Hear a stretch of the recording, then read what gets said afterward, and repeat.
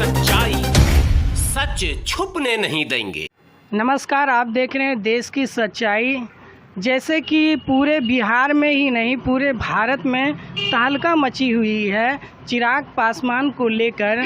चिराग पासवान ने फिर एक दफ़ा कटिहार पहुँचे और कटिहार पहुँचने के बाद फिर से उन्होंने कहा कि मैं अभी भी कहता हूँ मोदी जी का हनुमान हूँ। इसी सवाल को लेकर हमारे साथ बहुजन मुक्ति पार्टी के प्रदेश महासचिव है, इनसे हम बात करेंगे इसके पीछे का रणनीति क्या है जो हमारे समाज के सामने नहीं आते हैं, और हम इस बात को जानने का प्रयास करेंगे, आप तक पहुंचाने का भी प्रयास करेंगे। और हमारे साथ अभी बहुजन मुक्ति पार्टी के प्रदेश महासचिव कुमार अम्बुज जी है। कुमार अम्बुज जी, देश की सच्चाई में आपको स्वागत है। बहुत बहुत आपको धन्यवाद इस सच्चाई के। आपने सोशल मीडिया के माध्यम से आपने जो बात कही, वो बात तो इनका जनरेशन बाय जनरेशन चल रही है।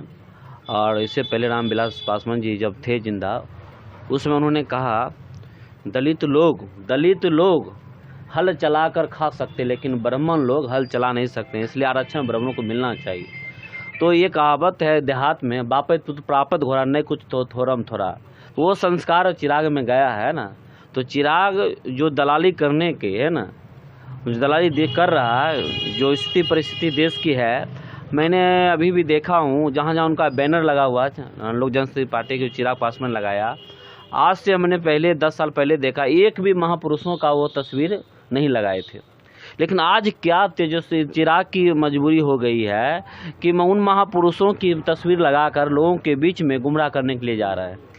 इस गुमराह करना, इसका मतलब है कि जो हमारे एससी अनुसूचित जाति के लोग, अनुसूचित जनजाति के लोग, पिछड़े लोगों को गुमराह किया जा रहा है ना। ये अगर पढ़े लिखे लोग कहते हैं, चिराग एक पढ़े लिखे लोग हैं, और जाति पर हमारे लोग भावना में भटकते हैं, आइसोलेशन भटकते हैं, तो अपना लोग स्वयं पैर में कुल्हाड़ी मारने का काम कर रहे हैं। तो हाँ, उनकी पढ़ाई लिखाई भी अमेरिका से है और अच्छे खासे पढ़े लिखे युवा हैं।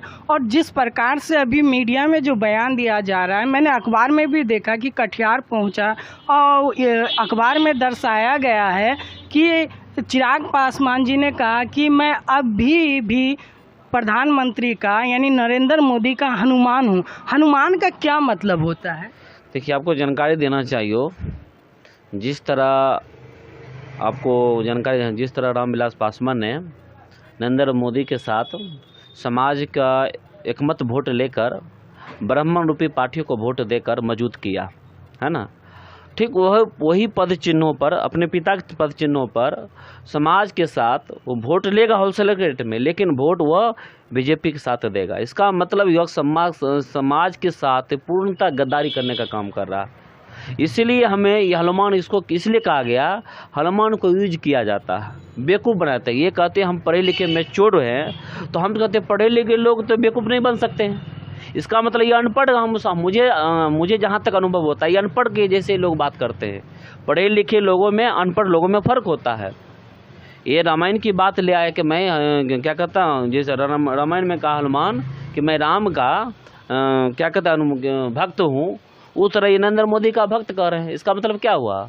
जो हम मतलब सतयुग की जो राम की जो भक्त हनुमान थे, और कलयुग में राम का भक्त यानी माना जाए जो नरेंद्र मोदी जी हैं उनके हनुमान, यानी राम को दर्शाया जा रहा है कि कलयुग का राम नरेंद्र मोदी जी है। क्या सही है राम? देखिए, आपको जानकारी होनी चाहिए, जिस बारे में वो कथन बात रखा, रामायण से लिया गया बात है ना। लेकिन इनको खुद अपने आप पर कॉन्फिडेंस नहीं है। समाज को साथ देने को तैयार है, परंतु ये समाज से गद्दारी करता है।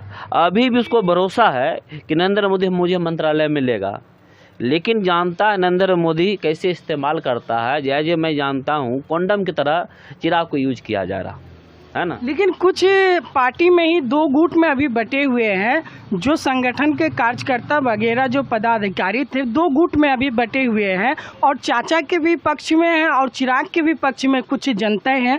और लेकिन अभी जो चाचा को जो पारस जी कहते हैं उनको केंद्रीय मंत्री भी बनाया। एक बात आपको जानकारी होना चाहिए, मैं मीडिया बंधु को अवगत कराना चाहता हूँ। एक देहात में हम लोग अनुभव लेते हैं, चूहा अपना घर बना सकता है, लेकिन सांप अपना घर नहीं बनाता है। सांप के बिल में जाकर सांप क्या करता है, चूहे के बिल में जाकर चूहे को मारकर घर को जब्त कर लेता। रामविलास पासवान ने घर बनाया, बनाने के बाद जो मिश्रा जी हैं और तीसरा जी जिसको कहते हैं सूरजभान को लाया, वो अब उसका घर तो बनाया हुआ नहीं था। लेकिन एक भी रामविलास पासवान एक भी ऐसे जो परिवार के हटकर किसी को टिकट दिया विधानसभा या लोकसभा में नहीं, लेकिन उनको भूमियार लोगों को ज़्यादा उनको दिल पर बहता है। कारण क्या है, वो जो सांप जिसको पोसेगा सांप कभी भी वो विष देने का काम करता है, ऐसा नहीं कि वो अमृत देगा। तो जिस घर को तोड़ने का काम किया वो मिश्रा जी को लाया और ये सूरजभान को लाया था। तो ये चिराग की समझदारी होनी चाहिए ना। सांप को हम पोसेंगे तो सांप किसको डसेगा, तो डसने का काम तो वही किया ना सूरजभान सिंह ने। लेकिन सच्चाई है, अगर सांप अगर भूखे प्यासे अगर रोड पे इंसान को मिल जाए तो सांप को दूध पिला के फौरन छोड़ देना चाहिए, क्योंकि सांप के चरित्र में होता है कि घूम के डंक जो कहते हैं फोफ मारना उसके चरित्र में होता है। क्या ऐसा लगता है आपको? बिल्कुल ऐसा ही है। आपको मैंने बताया ना, वो त्रिवेदी मिश्रा को चिराग ने बनाया, संसदीय कमेटी में लिया, तो आपको जानकारी चाहिए। डॉक्टर बी आर अम्बेडकर ने 1954 में कहा, वॉल्यूम नंबर 17 में लिखा हुआ स्पष्ट शब्दों में कि जो ब्राह्मणों का चरित्र होता है मिसगाइड मिसलीड, एक कभी अपने चरित्र में कभी बदलाव नहीं करता। वो अपने फायदा के लिए, उद्देश्य पूर्ति करने के लिए वह पार्टी का सत्यानाश कर सकता है।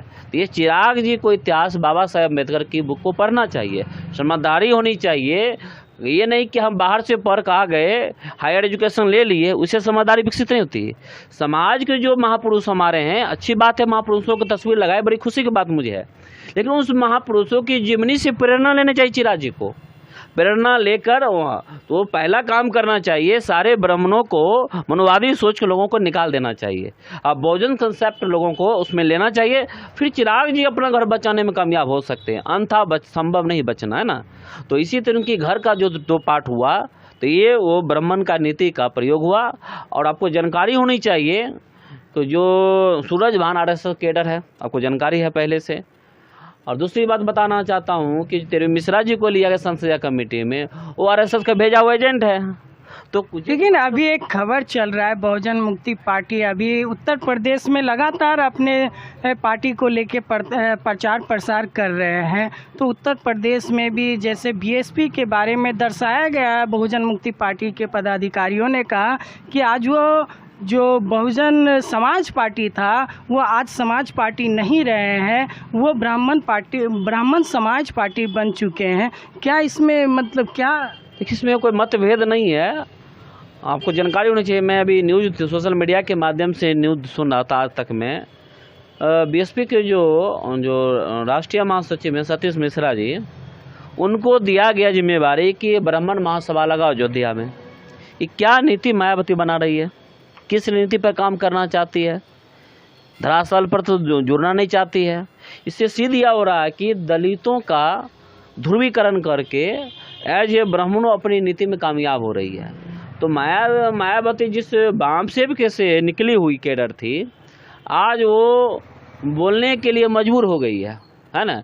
उसकी मजबूरी हो सकती है, लेकिन समाज के मजबूरी थोड़ी है, समाज की मजबूरी है। तो इसलिए हम कहना चाहते हैं, जिन महापुरुषों को अपनी कुर्बानी दिए, कुर्बानी की वजह से आज देश में बहुजन समाज में करोड़ों लोग पढ़ लिख कर IAS IPS PCS बने हैं, आज वो उनकी महापुरुषों कुर्बानी की वजह से बने हैं। रामविलास पासवान हो, चाहे चिराग पासवान हो, चाहे ये तेजस्वी कुमार हो, चाहे अखिलेश जी हैं, चाहे वो महापुरुषों की कुर्बानी की वजह से, उनकी आंदोलन की वजह से ही लोग आए हैं।